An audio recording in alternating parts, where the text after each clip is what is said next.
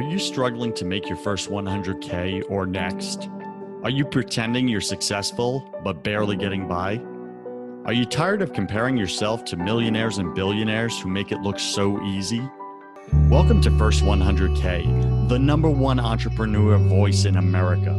I talk about the important things that no one else is talking about, like how to make your first $100,000, because I believe this is where 90% of entrepreneurs get stuck. And I tackle the mental game of entrepreneurship that we all secretly struggle with but won't admit. My guests are successful entrepreneurs who share their mistakes, their #1 fears, their daily habits, and their superpowers that push them over the 100K mark. I'm your host, your coach, your friend, Joseph Warren. I'm also a 10-time failed entrepreneur and the owner of 2 co-working spaces here in Tampa, Florida. This show was created for you, the entrepreneur who's pushing to break through the elusive 100K milestone. Wherever you are in your business, you're just 100K away.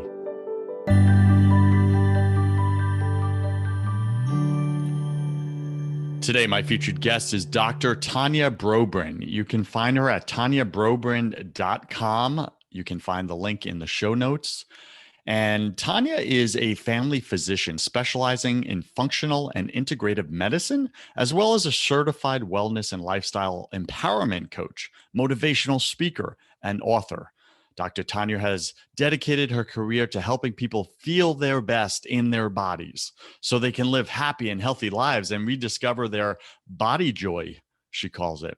Now, Tanya has been featured in the Huffington Post, Thrive Global, Lisa Ranking's Owning Pink website, as well as several popular podcasts, including EO Fire with John Lee Dumas, and now your first 100K with this guy, Joseph Warren. She is the author of the Amazon bestselling book of Bubbles, Buddha, and Butterflies, a powerful collection of heartfelt essays chronicling her journey to a new way of living, learning, and loving.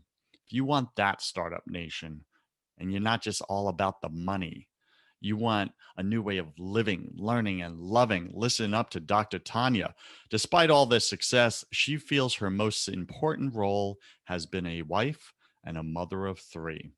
So, Dr. Tanya, welcome to your first 100K. Go ahead and fill in some of the gaps in that intro, would you? Thank you for having me.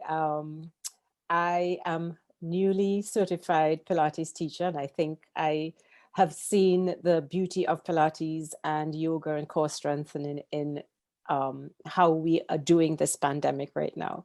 So I just thought I'd throw that in because it's something I have dreamed of doing for like many years, and I finally got to do it this year. So I'm excited about that. I like it. You're adding some tools to your tool belt for body Yes. wellness. Is that right? Yes. Yes. Got it. Okay. So before we get into your entrepreneurial story, take a minute and share something personal about you that very few people in your business life actually know. So I'm called Bubbles, and my family would know that, and my close friends would know that. But Bubbles is my nickname, and I really do identify more as Dr. Bubbles than Dr. Tanya. Interesting, isn't it? It's Yes. much more memorable and brandable. And Yeah. our mutual friend, Hannah Fitz, who was on the show, she's a branding expert. Is she like pushing you to go with Dr. Um, Bubbles versus sh- Dr. Tanya? no, she hasn't. A few people, I have worked with Gabby Bernstein, and she's insisting that she's not going to call me anything other than Dr. Bubbles. So And what's holding you back? What's the resistance there? Because that's uh, so brandable. there's no resistance. I think I'm going to just let it organically happen. So for me to admit it here now for the world is probably the first step. Okay. There we go. A lot of first happen on my show. There we My go. guests will share, they're like, I have never shared that with anyone, not even my own family. And I just shared it in front of the whole world on your show. And I'm like, yeah, that's what we do here. We get Yeah, real. All right, Dr. Bubbles. there we go. I'm gonna have some fun. I'll probably alternate back and forth. All right, so Dr. Bubbles, that's a great little personal thing about you, about your life, and I really think you got something there. All right, let's get into your story. Now, you become this wellness coach. Why was this important to you? I mean, there's so many different fields you can enter. Why is wellness with the physical body of the utmost importance? Why not mindset? Why not spirituality, right? We're body, mind, and spirit. We all know this. Why body? Why is that your jam? I went into wellness coaching after being in the medical field for almost 15 years, because I realized that my patients needed more than just me looking at their physical issues. And I wanted to be better equipped to deal with the emotional issues that I was convinced were contributing to their physical ailments. So that's really why I went into coaching. Not realizing, however, that the first client whose life I would change was my own. Mm. Yes. And did that happen through you coaching others? No, through the program that I did in learning how to coach and asking the right questions, and in realizing that I was on the right path and I was following my heart. Mm. So the wellness coaching was just one step that took me on quite a journey into the holistic wellness field. Got it. And what kind of opposition did you go up against in the holistic wellness? I'm kind of giving away the answer here, but because some people may not consider that as credible. It's not a real doctor or anything like that. Like, how did you face that opposition? What was the biggest thing you had resistance in, and how did you get past it? I think you'll be very surprised that the biggest resistance was in my head, Tell because me more. I was traditionally trained as in Western medicine. And if you've been in Western medicine for over 10, 15 years, you think a certain way, you've been trained a certain way, your colleagues work a certain way. And for me to step out into the holistic field, to do the wellness coaching, to do functional and integrative medicine, wasn't very easy for me to admit to my patient. Well, my patients actually were more welcoming of that. But some of my colleagues just weren't. They thought it wasn't a proper specialty. Like, why don't you, if you're going to go and spend money, why aren't you doing a proper specialty? Why are you wasting time and money on that? So I knew I was going to face that. But first I had to admit to myself that I knew deep down that I was on the right path, and I knew I had no choice but to follow that it's a calling, I think, really, to go down that path. Now, for someone listening right now, maybe they feel that they need to shift directions from the proper track that they've been on. That's not really lighting up their heart or their soul. And they feel compelled to go do this thing over here, but they lack certainty. They're constantly second guessing themselves. Mm-hmm. How did you get past that? Like, what was the confirmation where you're like, that's it, I'm doing it, and you took that action? Speak to them right now. Eventually, you have no choice. Eventually, the negative Nellies in your head, you have to just stop listening to them. I went through at least 3-4 years of doubting myself, doubting my calling, second guessing myself, and eventually it wakes you up at night, or you read something and it stirs your heart, and you feel it deeply, or the right person comes along. Mr. Otter says, look for the helpers. A helper drops in your lap, and literally I had like a certain type of testing literally drop into my lap. And that's what set me on this functional medicine path and then integrative medicine. So I think if it is truly your destiny, it will happen. And you just take the first step. The first step is just saying, yes, I believe in myself. I have faith in this calling that I have. Once you're on the right path, everything just seems to fall into place. It's not always easy, but it eventually falls into place. I really get what you're saying. And so many times when I work with clients, they're like, well, I can't say yes. I can't commit to that thing, that action that I know I should do. I've been avoiding for years. It's causing all this suffering in my life, but I can't say yes and commit until I see how I'm going to do it. And I'm like, that's not how life works. The how shows up after you make the commitment. There it is.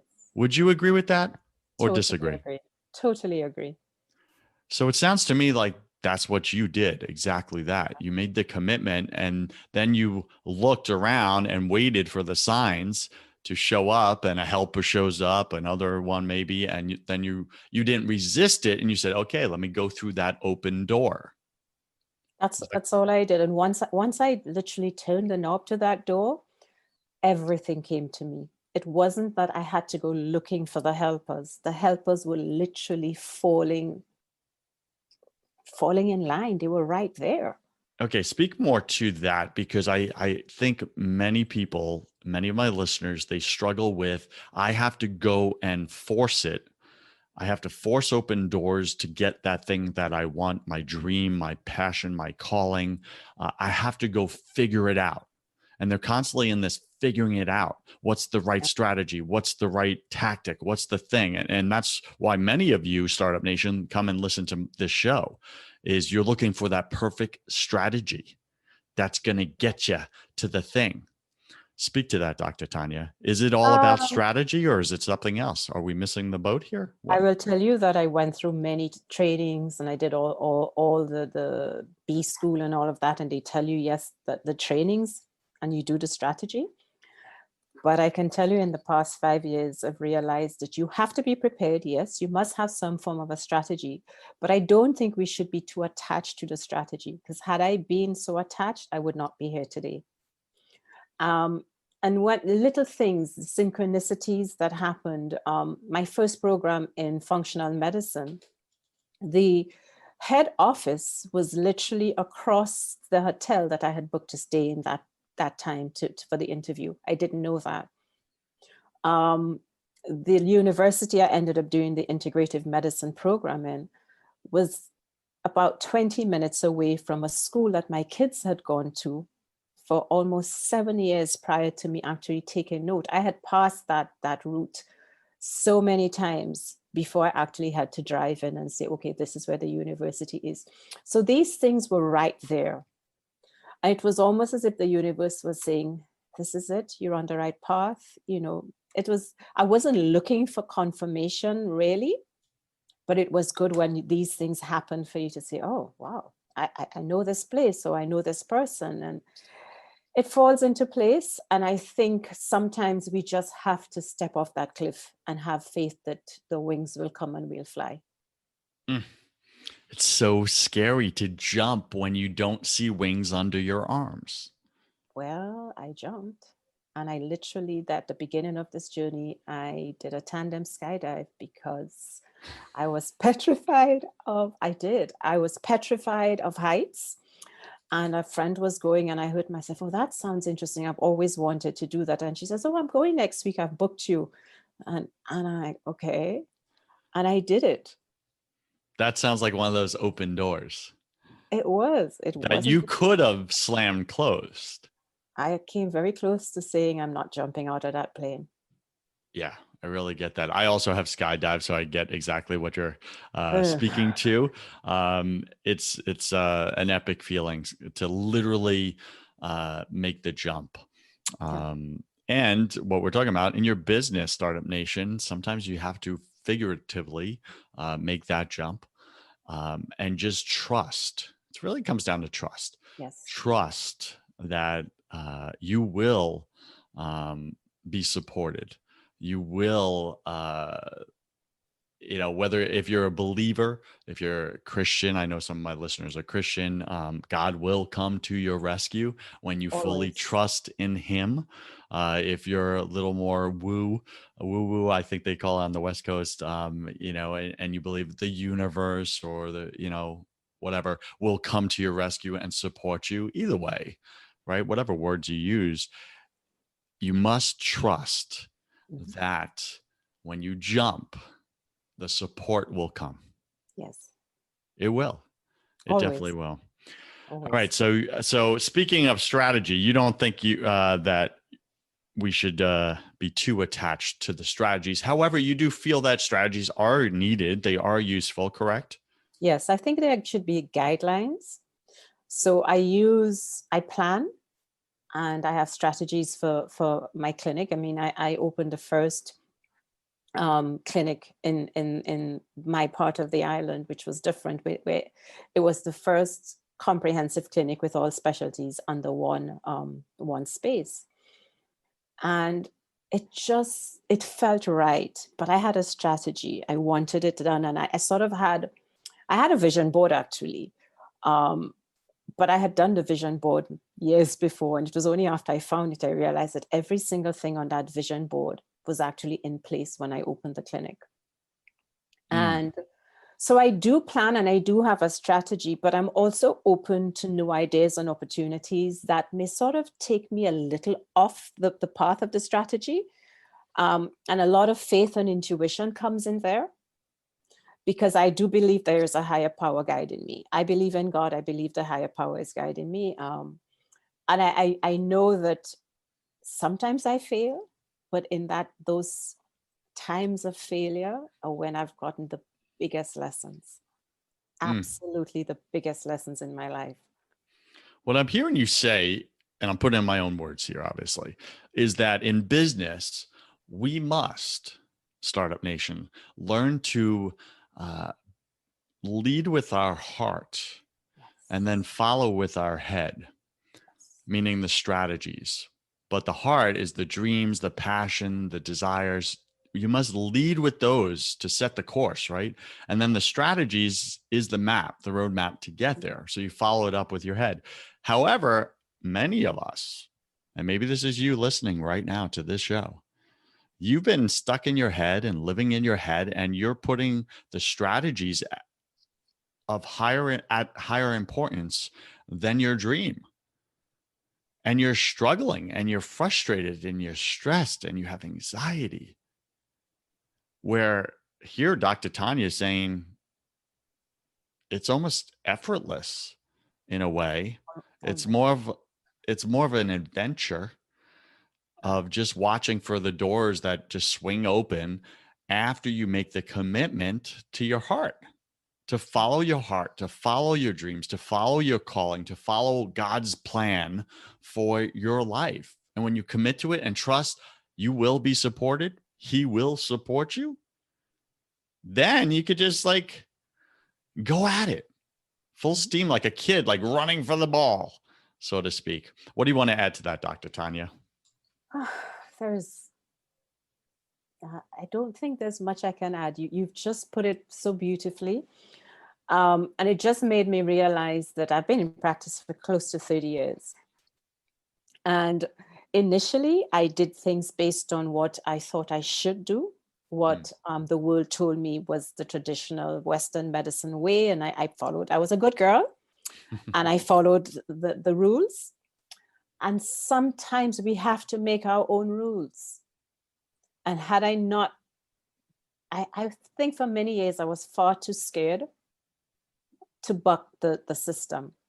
And I stayed within the good girl role. I'm not a bad girl now, but I'm more willing to step away, and I'm more willing to speak up. And the first time you say, no, that doesn't feel right to me, my gut is telling me no. The second time it becomes even easier. The third time, and there are times when I find myself saying things and I'm like, where did that come from? Who is this person saying that? And I know that that's Bubbles being like that. It's not Dr. Tanya, it's Dr. Bubbles that's really bucking the status quo. Well, it sounds to me like that's even more of a confirmation to lean into that girl, that persona. Just saying. All right, let's get into actual strategies, right? We talked a lot of hard, intuitive stuff here. For some of my listeners, maybe you're listening right now and you're like, Joseph, I get it, but give me the darn strategy. What's the strategy? I need to follow something.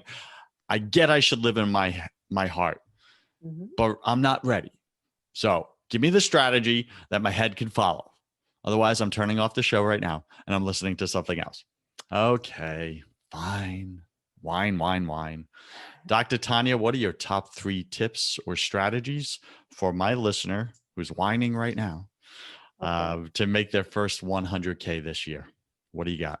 I don't think they'll be very happy with me because I'm going to say pretty much the same thing. We Oh, have to don't have do it. faith in ourselves and our dreams. So we have to keep listening to our heart. And I think the world needs to start connecting head and heart. It's critical. So I know that somebody's out there and saying that's not what I want to hear, but I'm telling you that's what you need to hear right now. Then you must have faith that it's you are on the right path, that you have been placed on this earth for a reason, and the only true success is to follow that path, right? The second Got it. one would be the use of intuition. Many times in my business, things have looked good on paper, but something is just holding me back. It doesn't sit well in my gut. So my intuition has led me always on the right path, always. But that wasn't always so. There are times when I did it according to the books, according to what the financial experts said, or and it didn't sit right. So my intuition was important. And the third one is to look for the helpers. Yes, we can use faith. Yes, we can follow our gut and intuition and use our head and connect our head and our heart, but we must be practical and look for the right helpers. There are people who give advice, but you're not sure if they're the right people. Your intuition and faith will lead you to the right people. And we must always be open to the advice and I like to call it the wisdom of the elders. There's so many people. I've gotten some great, great pieces of advice from some of my older patients. Just in chatting with them, the helpers will come. So we have to be prepared for each step along the way. If anything, this pandemic has taught us that we've got to be prepared, but also be prepared to change course and Mm. ask and be willing to ask for help. Many people are afraid to ask for help because, they think that you're stupid or you're not sure. I'm always asking, calling people. He said, I'm not sure how to do this. I have this idea, what do you think? I ask my patients, I ask my clients, I ask my friends, my family. I'm always asking people, what do you think of this? For all you dudes out there listening right now, Oops. you struggle with asking for help, don't you? It's not your fault. It's how you were conditioned from as a little boy all the way into adolescence and as an adult man. Boys don't ask for help. Boys don't cry. Boys don't feel. It's not your fault. No. However, the rest of your life is your responsibility. So you can decide right now, right here, listening to this show, and hopefully Dr. Tanya just poked you in the heart and inspired you just a little bit. Ask for help, would you? Otherwise, you just continue going in a circle of misery. Who wants that? Come on. You've been doing it for years. Stop doing it. All right. So, Dr. Tanya, fabulous advice. Follow your heart, not your head. Listen to your intuition and look for helpers, the right helpers to support you in your dream and your calling. Fantastic. Before we get into my favorite part of the show, you can find Dr. Tanya Beaubrun at TanyaBeaubrun.com. You'll find her link in the show notes. She's a fabulous, wonderful guest, isn't she? And she's really just dropping some wisdom here on you right now. Now it's up to you if you're going to listen or if you're going to resist. How's that working for you, by the way? All right, Dr. Tanya, welcome to my favorite part of the show. Welcome to the hustle round. I'm going to ask you 10 quick fire questions. You'll have about 3 seconds to answer each. Don't overthink it. It's just for fun. Are you ready? I'm ready. What's your favorite thing about being an entrepreneur? The challenge. What's your least favorite thing? The challenge. It's a two-edged sword. Yes, it is. What is your what are you most afraid of? As a mother, something happening to my children. Yeah, I get that. I believe we're all struggling with something at any given moment of our life, just part of being human. What are you currently struggling with, either professionally or personally, right now? Right now, finding purpose of this in this pandemic. Finding purpose in Purpose. this pandemic. Yeah, finding the trying to find a reason for this. Yeah, I Because get I know that. everything happens for a reason. Yeah. And I can tell you, I struggle sometimes trying to figure out why why did this come into our lives? Got it. And what did you spend way too much time doing this past year? Netflix. Netflix. Netflix is a dream killer, people. It's a dream killer. Yes, Netflix, you heard me. What secret fear do you have about people? That they'll think I'm too much. Too much? How do you mean? Too dramatic, too passionate, too talkative. I got it. You mean too alive? Too alive. Too Too bubbly. alive. Too That's because so bubbly. many people are walking around dead on the inside because they're not committing to their heart. They're following their head. What do you wish you had learned sooner in business? That I have the answers inside, that I don't always have to follow the status quo. So good. What's a new habit you want to create in your life? Probably a longer meditation and prayer practice in the mornings. Yes, for sure. I That have changes one now, everything. but it could be longer. How much time do you put in? Just curious. 30 minutes. 30 minutes. Mhm. Would you like me to challenge you to bump it to an hour? Are you going to hold me accountable, and when? If you'd like me to. I think it's something, it's on my list for as part of my January or even December, where I will add in, not necessarily in the morning, but I'm going to add in some extra in the afternoons. Okay, got it. Like between my end of office and getting home, I'm going to do something. Very good. I do intend to do that. Excellent. And what's a bad habit you would like to break? My addiction to sugar. Yeah. My bride, my wife, she just did a 30-day no sugar detox and went really well for her. And the main reason why, she was like, I just want to know that I'm not addicted to sugar. I wanted to see that I can. And she did. So I bet you can as well. I've done it before. There you go. Pick 3 words to describe who you are now. Bubbly, intuitive, medicine woman. And pick 3 words to describe who you were before or your first year in this business. Fearful, stuck, and I said scared. I was very scared. I was stuck, and I was too much of a good girl, if that makes sense. It makes I don't have total one sense. word for that. Yeah, I was too much of a good girl. I sort of listened to the world too much. Yeah, just following the status quo, right? We get caught up in that. Yeah, for sure. And last question, if you could come back to life, look your family and friends, your children in the eye, and give them only one piece of advice about everything, what would you say to them? Be the change you wish to be in the world. Be the change. Mahatma Gandhi. Yes. What a good man. Be the change. Be the change. Stop complaining. Too many people complaining, very little people changing. Yes. Change yourself first. Yes. That's the ripple that changes the world. Yeah. Any final wisdom? What's the one thing you want my listener to know about making their first 100K this year? Follow your heart, and that you have everything you need inside yourself to do this. You have it. You just have to believe.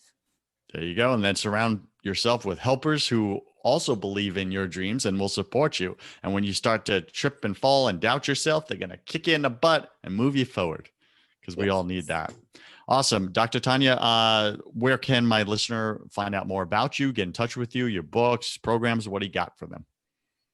On my website, tanyabeaubrun.com, I have a Dreamcatcher workbook that's perfect for the end of the year to sort of reassess life and your goals and dreams. I also have an ebook based on my Body Joy method, which is really a holistic approach to health and wellness.